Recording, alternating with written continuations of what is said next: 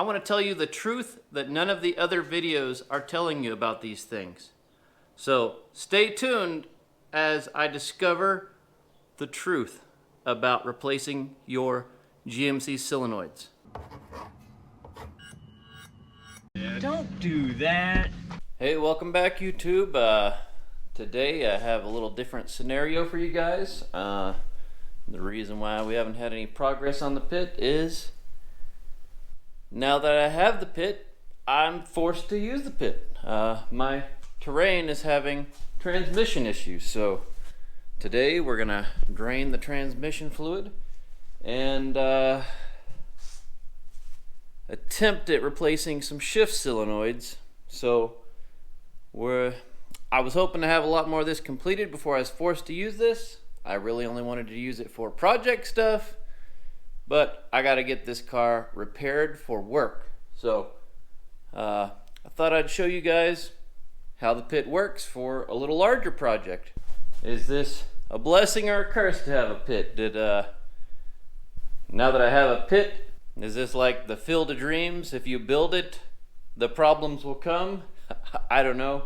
Or maybe I'm blessed because I got this done just in time to not have to be crawling on the floor and working on this. You guys let me know, blessing or curse? I'm indifferent on it. Things happen, life's good. We'll keep on going and we'll get this thing fixed. Let's get down there and get this thing drained out. All right, so like I said, we're in the middle of doing stuff.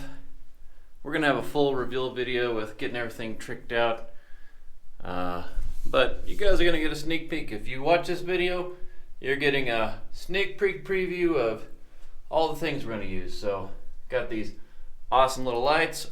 Oh goodness, they're bright. Got some magnets. They're supposed to stay with it. I'll probably have to glue those on. Look at this, this is awesome. These things are, I can twist them into place, give them some tilt, get it up in there. But so what we're gonna be doing today is taking this cover off, and I can get to all these screws really nice here, and then I'll get to the other ones from the top. But first things first, I gotta get this transmission fluid drained. I already did a preliminary flush and drain to see if that would work. If any of these filters on the solenoids were just clogged.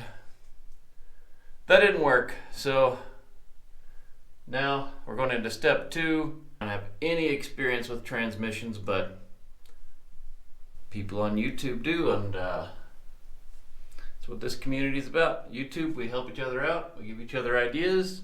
This isn't exactly a how-to on doing a shift solenoid replacement, but if it helps you, it helps you. But this is what's going on with the pit, and we're seeing how it works for us. Definitely need some places to set stuff down here, interchanging your things you're working with. Yeah, that transmission fluid's still really dirty, even after a whole flush. I'll admit, it's not an area I'm great at keeping up with is the transmission fluid changes. Alright, so I got a public service announcement. If you're watching this video, go get your transmission fluid changed today. Here's your reminder. Don't forget. Alright, we had an 11 millimeter to drain this thing. It's going to be an 8 millimeter. Start taking this front case bolts off. We'll do the ones down here and then do the ones from the top that we can get to. Glad to not be doing this on my back right now, that's for sure.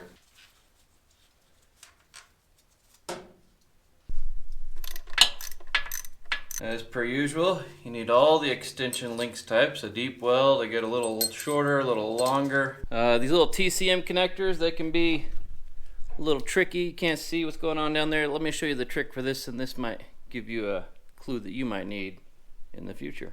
So the trick with this is, here on the side, push in on the sides, right there. Push in on one side or the other. So you push in and those little springs come in. Those are the tabs holding it right there. You'll see this little indicator here. This needs to go from here to there. So you're gonna push down this tab right there. It's going to go down. Then that'll allow the lever to go. So see how this is closed to open. And then you can just pull this thing off. Then reverse order, lock it down, that guy in there, boom, done. There's that guy. It has its own gasket that's reusable. That was something that nothing really talked about, was the gasket. Usually you gotta do a gasket with RTV and all stuff. Not this one. It's got a gasket that goes in there. Gonna reuse it. Okay, we got these two tab connectors here. We got 1, 2. They're the usual tabs. Pull that tab up. The other one has it too. Pull it back and free it. There's another tab one on the bottom side. And there's that other connector right there, bottom side of the TCM. So we're ready to take these out. They said they're 10mm bolts. We'll see. Yep, got 10mm bolts. Alright, so now we have the TCM valve body pulled out. We had like 12 of these. They're all the same size, so you don't got to keep those in order. And then there was another 3 of these. These were 7mm. They were 1, 2, 3 here. So this is where that bottom connector was, just a flip latch. And then these 2 flip latches here and here. And then a wire was just caught on this little thing here. So the keepers are on the back side. So we're gonna have to take this plate off. So we'll be hitting these. Appears to be a T10 torque spit. The screen looks pretty clean. I thought this would be a little clogged, a little dirty here, but this is supposed to be a screen filter. So maybe we just have a failure. But this is your TCM computer. I'm trying to avoid taking this out because I'll have to have it reprogrammed.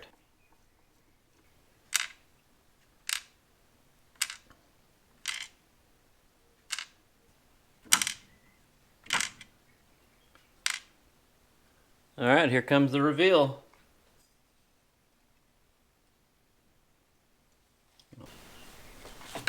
Try and bring this all up equally.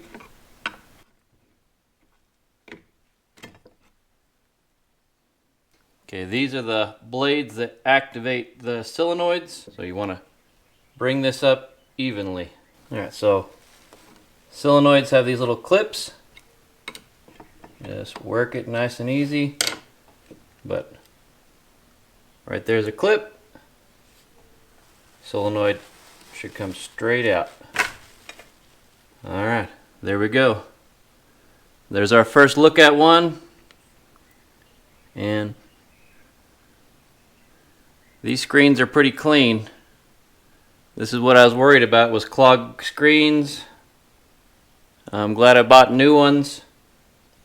I'm going to look at what they've been doing to test these, and I'll get back with you. Here's the situation. Just about every single one of these, maybe if not all of them that you can buy off the internet, are used. Advertised as brand new, but you can see there's wear rings on the O-rings. So every single review on Amazon I've seen, all the pictures on eBay, you can see that ring in them. People are saying they see the ring, they look used, smell used. So sure enough, that's what I got. I got used ones, and all the smaller ones, they ohmed out correctly of what they sent me, but the shift solenoid that they sent me, it had no continuity. It had an open, so I can't use what they sent, so I'm sending those back. So I went with the route of testing my existing ones, and all the ohms came back. So all the coils were good. It's just this main one, when I did a battery test with 12 volts, it didn't make any clicking sound. So I took some mass airflow sensor cleaner, blew this thing out, and now it's clicking again. So maybe I got the gunk freed out of the existing ones. Went ahead and cleaned all these. There was like a lot of aluminum looking debris inside, so maybe now that I got these cleaned and cleaned my screens, maybe we can put it back together and see if it'll work. Done. All right, moment of truth. We'll see if this thing took. May take a while to get everything cycled through in the fluids, but let's see how she works.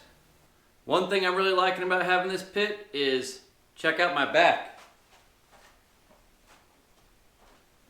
No dirt, no grime, no itchy grass. I'm definitely digging having this pit to not have to crawl underneath these vehicles.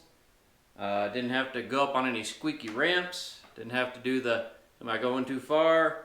So I'm really liking that. Alright, no check engine lights so far. Alright, got some traction in reverse. Neutral's good. Drive's engaging. Alright, let's pull out. Right about 3,000 RPM is where this started messing up.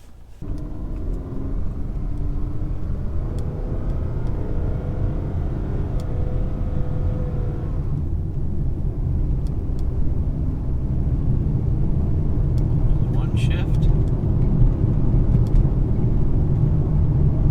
Two shift. Three shift.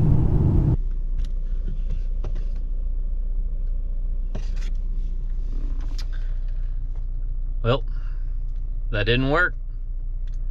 So, time for plan C. The truth is about these is that there are no new parts to buy. GM wants you to buy this in a kit with the whole TCM. That's how you get new ones. So if you see 7 of these out of a box, able to buy them individual, they're selling all 7 because they're taking them out of used transmissions to sell to you. So the ones you're getting are going to have just as many miles as the one in your vehicle you're trying to take out. So if you're in the situation where you can just clean yours, maybe it'll be a benefit. Or maybe if you ohm it out, but you may only get 10,000 miles or 0 miles out of these because they're already used. There are ones that have 30-day shipping, but we know what that means. That means they're coming from China. So they're not original parts. GM has you on lock to buy a TCM and have you get it programmed by the dealer. That's the truth. This fix is temporary and you're going to do a lot of work and spend a lot of money to do this. My advice, take your vehicle to a transmission shop, not the dealer. That way they can be honest about why these failed and then provide the real solution if needed. Transmission shop can get it done and reprogram your TCM. You don't want to put these old ones back in your transmission, otherwise you're going to spend all that money and time for potentially nothing. But also if it's already at a transmission shop, then you don't have to pay a mechanic and the transmission shop. You can get all your work done while it's at the transmission shop. They can program your TCM. You'll have new parts. So there you go. There's my 2 cents. The truth is, whether these things are $60 for a set or $200 for a set, they're all used. Look at the reviews on Amazon. The same things on eBay. Probably the guys who are trying to convince you to go buy these are probably the same ones that are trying to sell you the used ones out of the junkyard transmissions. This is not a viable fix for a long-term success, only a temporary band-aid. All right, well, that sucks to be a GMC Terrain owner right now, but glad to have been able to use my pit, and it worked great. This is not a mechanics channel on just repairing vehicles. I just wanted to show you what it was like to use the pit, trying to use some new lights, but looks like I'm in for a new transmission because I don't want to spend $1,000 on a TCM on a 190,000 mile vehicle. So I think it's time to do a whole transmission at this point. But anyway, if you guys are jumping on here for the first time, we just built this pit, testing it out. We're gonna move into building an X-frame elevator floor. So this floor is gonna be variable height. I got a step stool down there. Right now I dug it extra deep so that we'd be able to have space for hydraulics and all that stuff. So if you want to check out this X-frame build, then give us a subscribe. All right, thanks for watching. Glad you checked us out today, and we'll see you on the next video. Today is the day I'm making a change.